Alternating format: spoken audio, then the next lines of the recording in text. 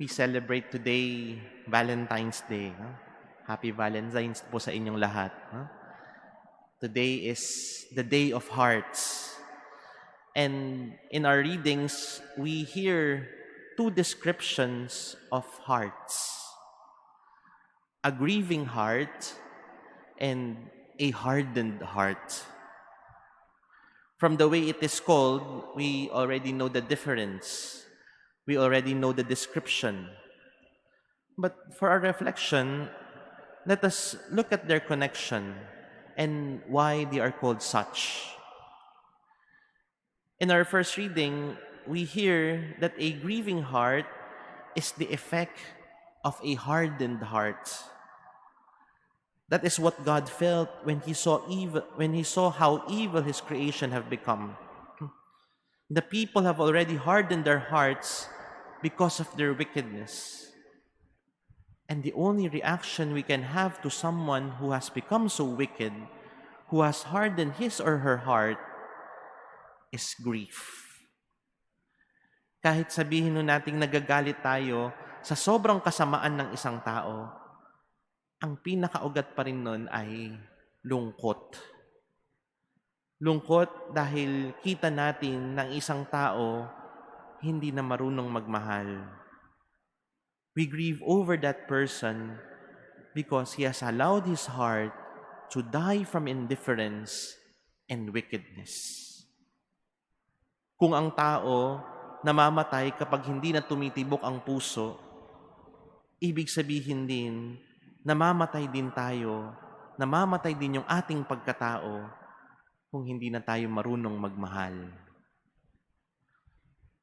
But what causes the hardening of hearts?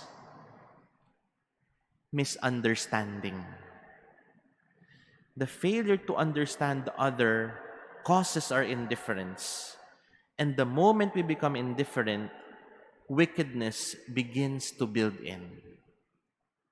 How?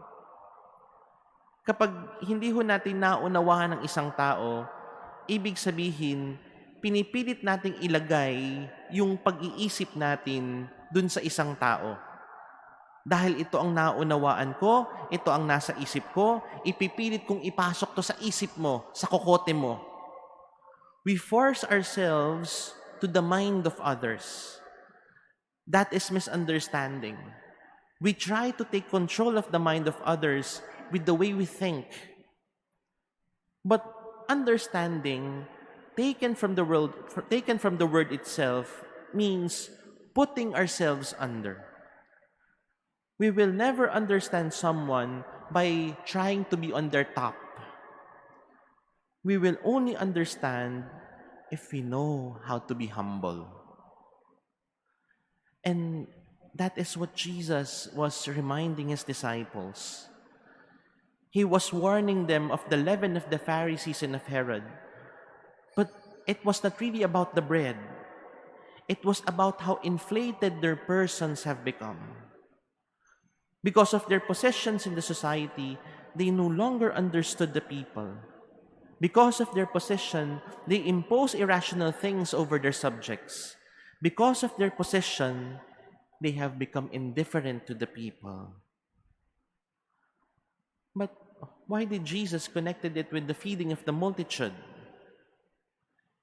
Simply to show them what difference it will make if they truly understand the meaning of following Him, the meaning of following Jesus. They only had one loaf of bread, but Jesus reminded them of how bread was overflowing when He fed the multitudes. It is not just about how the bread multiplied for the thousands to be fed, but what also they learned from that experience, what they also learned from following Jesus. Para bang sinasabi ni Jesus sa kanila, ilang libo na yung pinakain niya sa pamamagitan ng paghahati-hati ng tinapay. Hinati-hati yung 5 tinapay, napakain yung 5,000. Hinati-hati yung 7 tinapay, napakain yung 4,000. At hindi pa nagkulang yung tinapay na yun, marami pang natira. Sobra-sobra pa. Tapos sila pa kaya naiilan lang Sila pa kaya na 12 lang, hindi niya mapapakain sa isang tinapay? But it was not just an assurance that they will not go hungry. It was more of a challenge that if they allowed the thinking of Herod and the Pharisees to guide them, that single loaf will not be enough for them. Because if that happens, they have allowed indifference and wickedness to take control of their group. And if indifference and wickedness take over their group, it would be sure death for all of them because they have already failed to love, which Jesus was continually teaching them. A grieving heart and a hardened heart. We can only grieve for those who have hardened their hearts because it is a sign of sure death.